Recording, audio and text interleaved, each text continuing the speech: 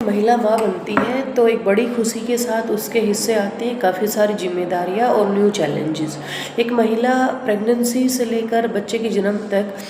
शारीरिक या मानसिक समस्याएं इसलिए सहन करती है ताकि वो अपने बच्चे को इस संसार में ला सके। प्रेगनेंसी टाइम से लेकर बच्चे के जन्म तक एक महिला में काफ़ी हार्मोनल चेंजेस होते हैं, जिसका उसके शारीरिक और मानसिक जो है स्वास्थ्य पर काफ़ी नेगेटिव इम्पैक्ट पड़ता है। लेकिन ये वो सब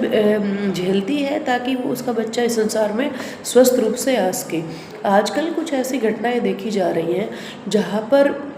नई माएँ, खासकर जिनके बच्चे 1 साल से छोटे हैं या जिनका जन्म अभी हुआ है, वो अपने बच्चों को नुकसान पहुंचा रही है या मार दे रही हैं। आज हम इसी मनोवैज्ञानिक कारणों पर बात करेंगे कि ऐसे कौन से जो है मनोवैज्ञानिक कारण हैं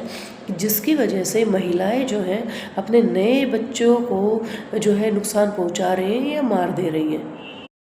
बच्चे के जन्म के बाद ही एक माँ का जन्म होता है, ये बात काफ़ी हद तक सही है। खासकर जो महिलाएं पहली बार माँ बनी हैं उनके लिए नए बच्चे को संभालना काफ़ी चैलेंजिंग हो जाता है।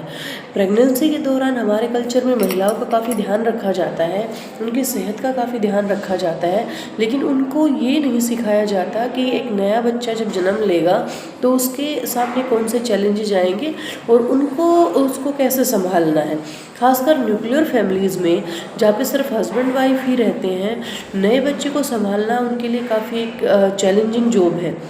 क्योंकि परिवार में कोई बड़ा नहीं होता जो उनको गाइड कर सके या उस दौरान बच्चे को संभाल सके। बच्चे के जन्म के बाद माँ को काफ़ी जो है देखभाल की ज़रूरत होती है, क्योंकि वो खुद ही अभी उस रिकवरी फेज़ में है। हमारे कल्चर में पहले 40 दिन को काफ़ी जो है महत्वपूर्ण माना जाता है, जिसमें माँ की शारीरिक और मानसिक जो है सेहत रिकवर हो रही होती है। लेकिन अगर इसी दौरान एक माँ को एक छोटे से बच्चे की देखभाल करना पड़ जाए तो उसके लिए वो काफ़ी चैलेंजिंग है, जिसकी वजह से स्ट्रेस या टेंशन आ सकती है और इस स्ट्रेस टेंशन के चलते हुए वो कई बार अपने बच्चों को नुकसान पहुंचा देती हैं। प्रेगनेंसी और बच्चे के जन्म के बाद एक मदर में काफ़ी हार्मोनल चेंजेस होते हैं, जिसकी वजह से उसके मानसिक या शारीरिक स्वास्थ्य पर काफ़ी प्रभाव पड़ता है।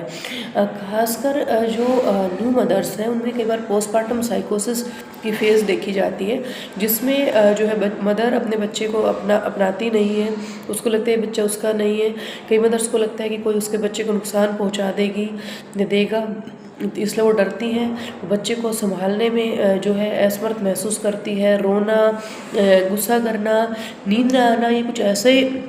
लक्षण पोस्टमार्टम साइकोसिस में देखे जाते हैं। इसीलिए हमारे कल्चर में जो पहला 100 महीना है उसको काफ़ी जो है मदर की देखभाल में लगाया जाता है, ताकि उसको इस तरह की कोई समस्याओं का सामना ना करना पड़े। दूसरा, पोस्टमार्टम साइकोसिस के अलावा पोस्टमार्टम डिप्रेशन आजकल काफ़ी देखा जा रहा है और इस विषय पे काफ़ी बात हो रही है। पोस्टमार्टम डिप्रेशन का मतलब है कि मदर का उदासी में आ जाना, उसका जो है डिप्रेशन में चले जाना, लक्षण जैसे नींद ना आना, भूख ना लगना, बेवजह रोना, हेल्पलेस फील करना कि वो अपने बच्चे को संभाल नहीं पा रही है, या गिल्ट फीलिंग लेके आना कि वो बच्चे का देखभाल उतने अच्छे से नहीं कर रही जितना करना चाहिए, बच्चे को पालने में असमर्थ महसूस करना, ऐसे कुछ लक्षण पोस्टमार्टम डिप्रेशन में देखे जाते हैं। तो पोस्टमार्टम साइकोसिस और पोस्टमार्टम डिप्रेशंस जो है न्यू मदर्स में एक नया चैलेंज है, जिसकी वजह से भी ये देखा गया है कि मदर जो है अपने नए बच्चे को, छोटे बच्चों को नुकसान पहुँचा देती है या उस फ्रस्ट्रेशन के चलते जो है वो बच्चों को मार सकती है। वर्किंग मदर्स, जब एक जॉब करने वाली महिला माँ बनती है तो उसकी मानसिक स्थिति उन महिलाओं से काफ़ी अलग होती है जो घर पर रहती हैं। वर्किंग फीमेल्स में अपने काम को लेके काफ़ी जो है एक ओरिएंटेशन होती है, वो क्योंकि हमेशा वर्क ओरिएंटेड रही हैं, जॉब ओरिएंटेड रही हैं, और बच्चा आने के बाद उनको ये स्ट्रेस या टेंशन बढ़ती है कि जितना एफिशिएंटली काम वो पहले करती थी या जितना टाइम वो अपने जॉब को डिवोट करती थी, वो बच्चे के साथ पॉसिबल नहीं हो पाएगा और वो कैसे एडजस्ट करेंगी। दूसरा पहलू जो वर्किंग मदर्स में देखा गया है, ये गिल्ट फीलिंग देखी गई है कि वो अपने बच्चों को उतना टाइम नहीं दे पाती जितना देना चाहिए, वो अपने बच्चों की देखभाल उतना अच्छे से नहीं कर पा रही हैं जितना उनको करना चाहिए, और इस गिल्ट फीलिंग या स्ट्रेस के चलते उनमें फ्रस्ट्रेशन बढ़ जाती है। ये देखा गया है कि मदर्स में एंगर आउटबर्स्ट, नींद ना आना, इरिटेबिलिटी, इस तरह की समस्याएं बढ़ती हैं, और इस फ्रस्ट्रेशन के चलते वो अपने बच्चों को जो है नुकसान पहुंचा सकती है या बच्चों को जो है मार सकती है।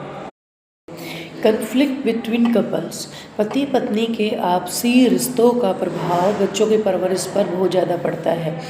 अक्सर लोगों को ये कहते हुए सुनते हैं कि भैया बच्चा पैदा कर लो, आपके आपसी झगड़े सुलझ जाएंगे, बच्चा आने से सब ठीक हो जाएगा। ये बात काफ़ी हद तक बिल्कुल गलत है। हो सकता है कुछ टाइम के लिए कपल्स के बीच बच्चा आने से खुशी आ जाती है, वो एक दूसरे का ख्याल रखते हैं, लेकिन अगर उनके आपसी कन्फ्लिक्ट या आपसी जो तनाव है वो सुलझ नहीं पाता तो इसका प्रभाव बच्चों की परवरिश पर सीधा पड़ता है। एक अनहील्ड कपल जो है वो एक अच्छा पेरेंट नहीं बन सकता। दूसरा, पहला मदर्स की बात करें तो अगर एक मदर का रिलेशन बच्चे के फादर के साथ अच्छा नहीं है, इसी वजह से वो तनाव में रहती है, तो ये देखा गया है कि वो उसकी फ्रस्ट्रेशन बच्चों पे उतारती है। इसके चलते वो कई बार बच्चों को जो है नुकसान पहुंचा सकती है या बच्चों को मार सकती है। घर का माहौल किसी भी परिवार के सदस्य को अफेक्ट करता है। अगर घर में तनावपूर्ण माहौल है तो वो डायरेक्टली जो है परिवार के सदस्य को नेगेटिवली जो है अफेक्ट करेगा। न्यू मदर्स में देखा गया है कि क्योंकि उनको काफ़ी सपोर्ट की ज़रूरत पड़ती है, और अगर घर का माहौल काफ़ी तनावपूर्ण है या घर में उनको दूसरे सदस्य जो है कोई सहयोग नहीं करते, तो इस वजह से वो स्ट्रेस या टेंशन में आ जाती हैं, और इसी फ्रस्ट्रेशन के चलते वो कई बार बच्चों को जो है नुकसान पहुंचा देती हैं या उनको मार सकती हैं।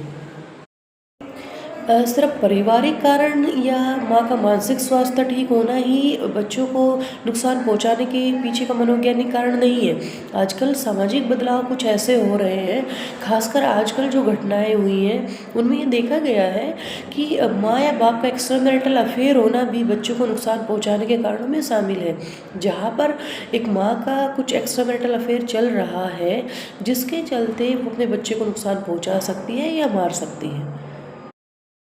तो माँ का मानसिक स्वास्थ्य है, घर का माहौल, माँ का एक्स्ट्रामैरिटल या फादर का एक्स्ट्रामैरिटल अफेयर होना, पति पत्नी का आपसी कन्फ्लिक्ट, ये कुछ ऐसे मनोवैज्ञानिक कारण हैं जिसके चलते महिलाएं अपने बच्चों को नुकसान पहुंचा सकती है। अब हमें ये ध्यान देने की ज़रूरत है कि जब कोई महिला